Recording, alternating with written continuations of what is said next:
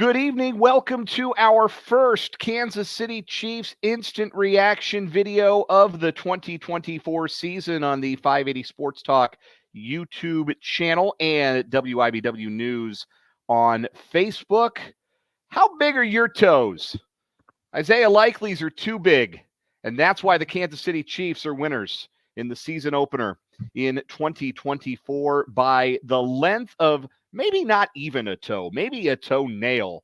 The Chiefs hang on in the final seconds to defeat the Baltimore Ravens 27-20 and win their opening game for the sixth time in 7 years with Patrick Mahomes as their starting quarterback. I am Dan Lucero.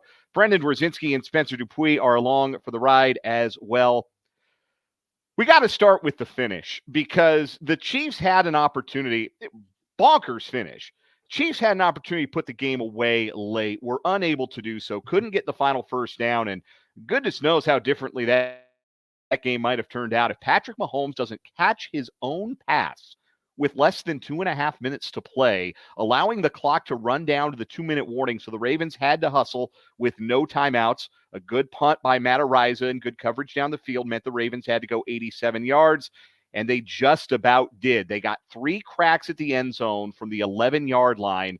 And on the last of them, it looked like Isaiah Likely had come down with a touchdown that would have given the Ravens a chance to win the game. And they were going to try to win it. They weren't going to mess around and wait for overtime. They were going to try and win the game on a 2-point attempt. But replay showed instantly that a sliver of Isaiah Likely's shoe was out of bounds, holding on to the margin for the Chiefs. They win it by 7. And Brendan, I think that the final drive, I think you could be frustrated, I guess, if you're a Chiefs fan, that they let Lamar Jackson do Lamar Jackson stuff or that there was a coverage bust on Rashad Bateman. But, their players made plays until the very end. And that was just a great football game. What you saw was a football game where there might not be much between those teams but the length of a toe. Yeah, I mean, it was I don't know if it was all a well-played game. There were parts of it that were certainly very well played on Thursday night. And look, I would even go as far as to say that I think the Ravens did make plays right down to the very end. I think I would call that a play by Isaiah Likely after it looked like he had broken his collarbone 90 seconds beforehand. Yeah. Coming back in and being this close to getting in bounds and hauling in a game-tying, maybe even game-winning touchdown, I would say they made plays all the way. And I think if you wanted to spin this negatively, you say, oh my God, this Chiefs defense falling apart. When did we rehire Bob Sutton? This is a disaster. Oh my God, I'm so worried. If you want to spin it the other way, though, how much of it is they let the Ravens do that and they let Lamar Jackson do Lamar Jackson things? And how much of it was that's just what Lamar Jackson does? Guys, he just won his second MVP. This is not a fluke. This is not a first-time thing. Again, 2 MVP awards. You know who else has exactly 2 NFL AP MVP awards? Patrick Mahomes, the best player in the world. Lamar Jackson's pretty special. So I don't feel like holding that much against the Chiefs. Was it a bad set defensively? Sure. Overall, though, really not all that worried about that. And to be honest, and I don't mean to make this Pollyanna, guys, but I give credit to the Ravens for putting that drive together at the end, making plays, coming back. I think the Chiefs were measurably the better team in this game. Like all the things the Ravens want to do in offense based on the run game, Lamar ran for a ton. They were all scrambles. I was telling you guys this on 580 Sports Talk today, that when Todd Monken came in as the Ravens offensive coordinator last year, they wanted more Lamar running, and he slimmed down this year so he could run more successfully, but they didn't want it to be designs. I remember off the top of my head 1, maybe 2 designed QB option runs. They were read option plays that he ended up keeping. Other than that, it was mostly scrambles. Do you know what the other running backs for the Ravens did on Thursday night? A combined 14 carries for 3.5 yards a touch. I mean, they weren't able to really do anything. I thought the Chiefs defense looked pretty good. I thought the coverage on the back end for the most part was pretty good. I thought the offense, aside from just a handful of miscues and just sort of concentration lapses like the Samaje Perine drop, the Isaiah Pacheco drop, guys who we're probably not throwing the ball to all that often anyway, maybe Perine more than Pacheco. I'm not all that worried about that stuff, especially because it's different than the guys last year who are dropping passes and making this into a big problem. So all things considered, guys, I think the Chiefs really outplayed the Ravens in this game. And if you only watch the final quarter, if you only look at the box score, you might say, whoa, this was a dead even game. It was this far apart. Honestly, I don't think so. I think the Chiefs were clearly the better team in this game because passing wise, it was not a great Lamar day, and Mahomes wasn't great either, and yet he still completed 20 of 28 passes for 291 yards, a touchdown, and the one bad interception. Like I give the Ravens credit for fighting tough till the end, but I think the Chiefs are the better team by a measurable amount today. I think you make a good point about Lamar, what he was able to do on his feet. We talked about on the show what he said this week about what he wasn't able to do in January. He didn't need the pass game. Well, clearly you need them to complement each other throughout the game. You're a quarterback. You're a quarterback first, right? You're not a running back. If they wanted Lamar just to run, his position would be running back. They also need him to throw, and it wasn't necessarily the best of days for him throwing the ball today. And it seemed like he wanted to run the ball more, and it seemed like he was focused on getting out of the pocket, moving around like we know Lamar does, but doing that more often than staying in the pocket and trying to find a man downfield. Let's talk about the good stuff tonight first, and let's start, fittingly enough, with number one, the Chiefs rookie wide receiver, Xavier Worthy. What a debut. To call it auspicious would be underselling it. He scores a touchdown on a reverse, a 21-yarder on his first career touch, and later scores a long touchdown pass. And look, I know that was a coverage bust, but I can't remember an easier downfield pass for a touchdown for the Chiefs in quite some time. That's what speed does. That's what reliability, hands-wise, does for this Chiefs offense. Worthy already looks like he's going to be a weapon, and the Chiefs look like they're going to be able to get the ball in his hands in a lot of really, really fun ways. I think for me, the immediate parallel I draw, and maybe this is too obvious and too easy, but I thought their usage of him in this game was a lot like what the Chiefs kind of did with Rashee Rice last season in the first half of the year. And they're obviously two different kinds of players, one more speed-based, one more technician-based, but manufacturing touches. I would call that first touch of the game for Xavier Worthy, the 21-yard touchdown run. I would call that a manufactured touch. Let's find a way to get him the ball. It might be a little funky, maybe a little bit outside our normal play calls in this part of the field, but let's get him the ball, try to use that speed. That's what I would consider a manufactured touch. And he's just got unbelievable Tyreek Hill-like speed and is able to take that all the way into the end zone. The coverage bust, that was a 9 route. Like, there wasn't anything complex about that. There was no double move. There was no stop and go. No, Marlon Humphrey, for some reason, decided he wanted to try to take away the screen to Pacheco instead of the fastest guy on the field. So he steps up, let the dude blow by him, and runs all the way home. So that's an easy one, but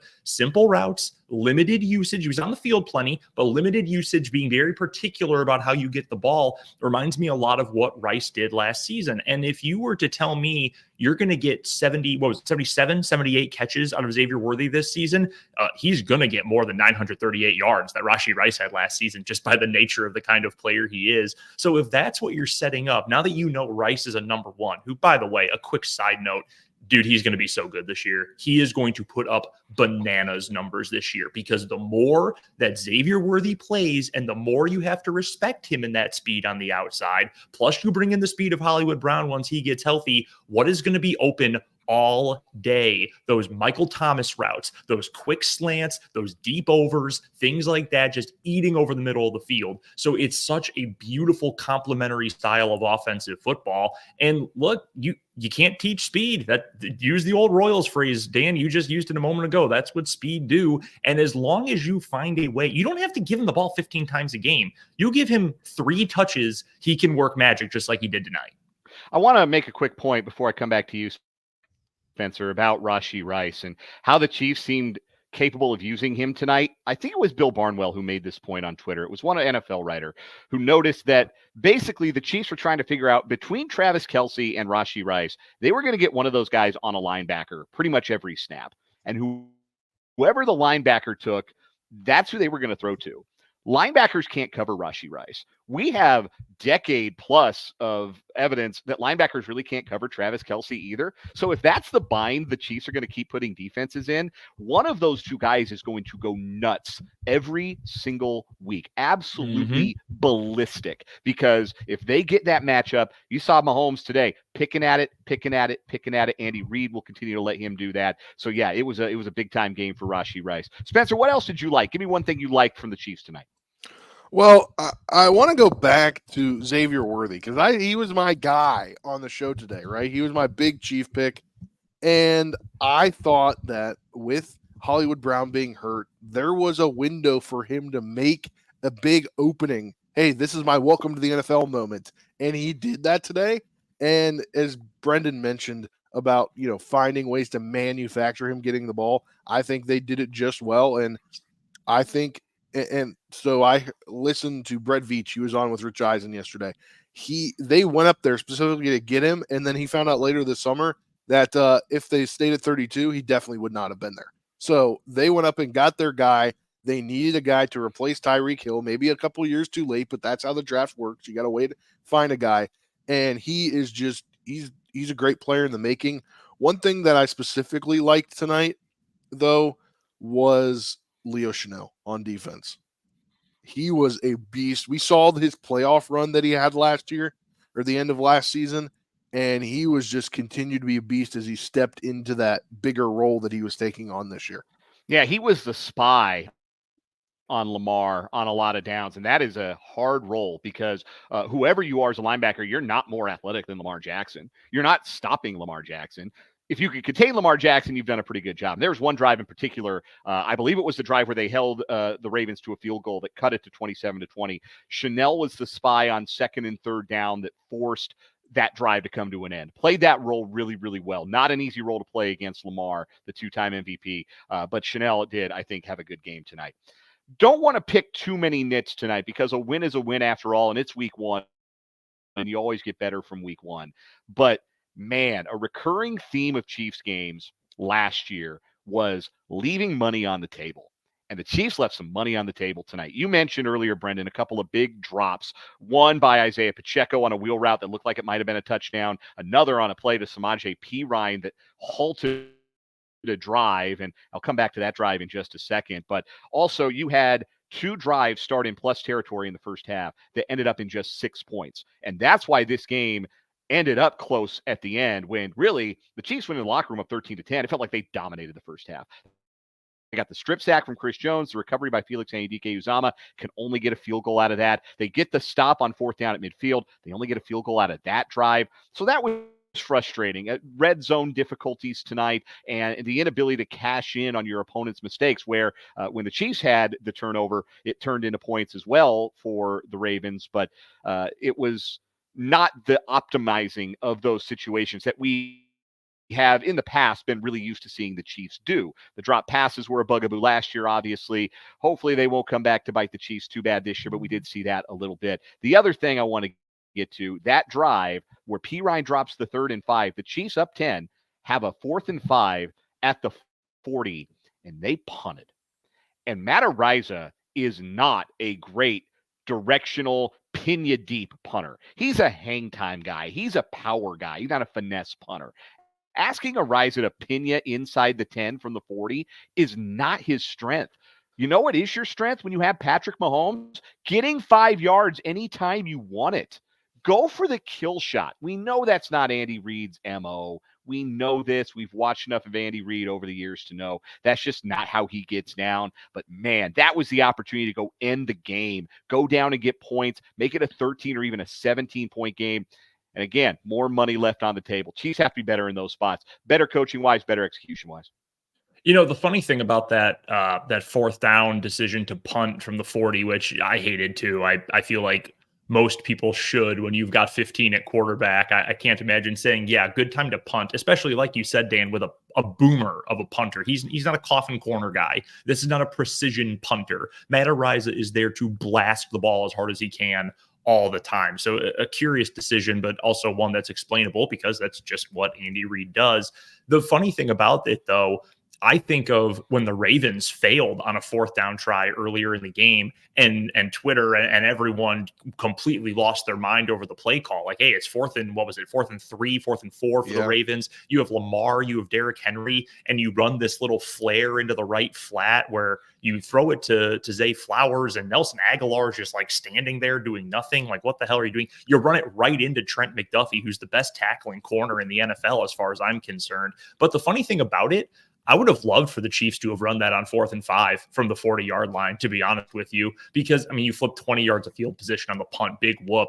And you know what the Chiefs have that Nelson Aguilar proved he is not capable of doing? Wide receivers that block. Like, the absolute perfect time to put Juju Smith-Schuster on the field is you line him up as your X on your right side and you say, Juju, you've got one job. There's a dude in front of you and you are going to block him as hard as you can for as long as you can hold on. You get it to Worthy. You get it to Pacheco. You get it to one of your guys who's got some speed or some power out of the backfield. I think they convert it right there. And I mean, you're right. It's nitpicking to a certain point. I do want to get to the drops real quick because I mentioned it earlier. I know a lot of folks are going to complain about the drops, and deservedly so, and it's annoying and it's triggering after last season. That being said, last season, who are we talking about with drops? Sky Moore, Kadarius Toney, specifically in week 1, Kadarius Toney. Like, guys who aren't MVS, because that's been MVS's entire career. Like, those guys aren't around anymore. MVS is in Buffalo. Sky Moore is on the team, but he was barely a factor, if a factor at all, in this game. Kadarius Toney is, getting his unemployment checks right now. Like that, we're not worried about those guys. It's Samaje Perine. It's his first game with the team. He's been with the team for like 8 minutes. Isaiah Pacheco, we know he's not a great receiver. You got to catch a ball that hits you in the hands, but we know he is limited in that part of his game. So if we get to October and it's the same issue every week, okay, I will go back to worrying about this team's hands problems and say you got to get on the jugs machine. But for now, most of the problems for last year are gone, so I'm not too worried about that particular issue. One thing that I want to point out, though, is on that last punt where they had to put it down, it was a pretty good punt. It was great punt. It was a great punt, and a guy who I thought was going to make an impact defensively this season, unfortunately, he didn't. I didn't think he saw the field on the defense tonight, was my guy, Najee Johnson. He came up with a huge special teams tackle there, and I think if it was a bigger return, they probably would have scored a touchdown before before the clock was winding down. Why is you thought we were going to get out of here? That was his number of college. If you thought we were going to get out of here without a Najee Johnson mention after he made a tackle. If he didn't make a tackle, then he wouldn't. You don't listen to enough 580 Sports Talk and our guy Marshall Thundering Third. That's a fun spoonerism. Thundering Herd insider Spencer Dupuis. In the end, a win is a win. Week 1, you take it 27-20. I will not abide another toe.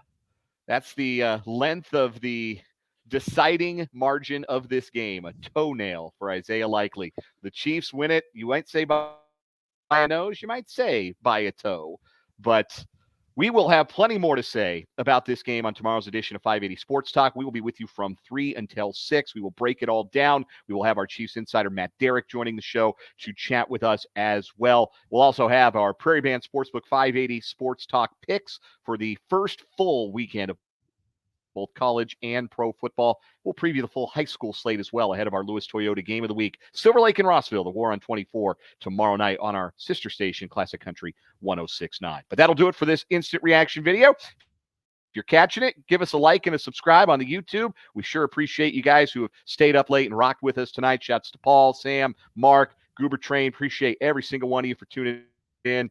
And we will talk to you all tomorrow on 580 Sports Talk from 3 to 6 on 580 WIBW, 580WIBW.com, and these same video channels, WIBW News on Facebook and 580 Sports Talk on the YouTube. For Spencer Dupuis and Brendan Dzwierzynski, I'm Dan Lucero. Have a good night.